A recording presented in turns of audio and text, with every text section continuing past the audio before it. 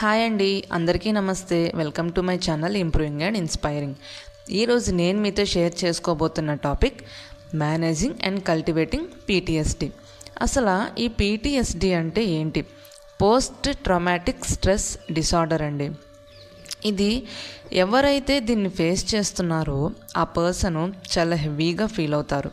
కానీ ఒకటి గుర్తుపెట్టుకోండి, ఆ సఫర్ అయ్యే పర్సన్ ఒక్కళ్ళే కాదండి, దీంతో సఫర్ అయ్యే వాళ్ళు చాలామంది ఉన్నారు.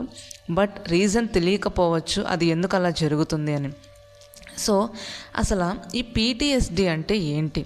ఒక పెయిన్ఫుల్ ఈవెంట్ ఏదైనా మనకు జరిగినప్పుడు ఒక బ్యాడ్ ఎక్స్పీరియన్స్ని కానీ దానివల్ల దాని ఎఫెక్ట్ని మనం ఆ ఈవెంట్ తర్వాత కూడా ఫేస్ చేస్తామండి.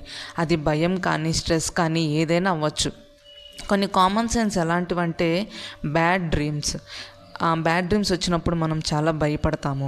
ఏదైనా ఫ్లాష్ బ్యాక్లో జరిగిన యాక్సిడెంట్స్ కానీ, మనల్ని ఎవరైనా అరవడం కానీ, క్రిటిసైజ్ చేయటం కానీ, ఇలాంటి వాటికి ఒక బ్యాడ్ ఎక్స్పీరియన్స్ ఎప్పుడైతే ఫేస్ చేస్తామో దాని నుంచి మనం చాలా స్ట్రెస్గా, యాంగ్షియస్గా ఫీల్ అవుతూ ఉంటాం ఆ ఈవెంట్ అయిపోయిన తర్వాత కూడా.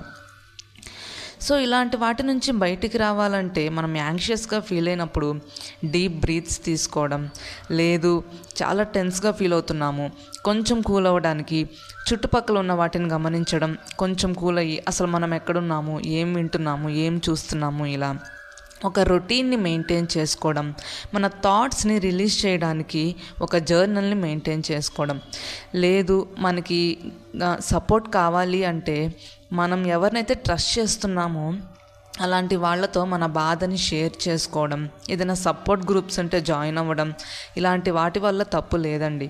మనం ఆ ట్రామా నుంచి బయటకు వస్తాము. అండ్ మెయిన్గా వచ్చేసి మీ గురించి మీరు కేర్ తీసుకోవడం నేర్చుకోవాలి. వాకింగ్, ఎక్సర్సైజ్, యోగా, టైంకి తినడం, పడుకోవడం, ఇంకా ఏదన్నా మీలో క్రియేటివిటీ ఉంటే దాని మీద వర్క్ చేయడం నేర్చుకోండి. లైక్ డ్రాయింగ్, మ్యూజిక్, రైటింగ్, ఇలాంటివి. సో ఫైనల్లీ ఏంటంటే చిన్న చిన్న స్టెప్స్ తీసుకుంటూ ఖచ్చితంగా మీరు హీల్ అవ్వచ్చండి, ఖచ్చితంగా స్ట్రాంగ్ అవ్వచ్చు. అది అలా జరిగింది కాబట్టి దాంట్లోనే ఉండాలని ఏమీ లేదు.